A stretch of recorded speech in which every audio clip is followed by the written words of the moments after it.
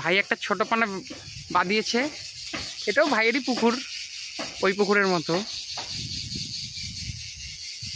দেখা যাক ভাই কি বাঁধিয়েছে, নাকি ফলস টানছে। দেখে তো মনে হচ্ছে ভাই ফলসই টানছে। ও না, কিছু একটা আছে। কি রে এটা? রুই মাছ, ছোট একটা।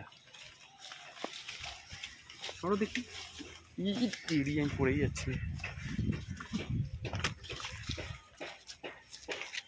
ভাই একটা ছোট পানা পেয়েছে, এই 500-600 হবে। ঠিক আছে ভাই, নিয়ে যাও। মাছের গায়ে নেই জোর, মাছের পেটটা পড়ে গেছে।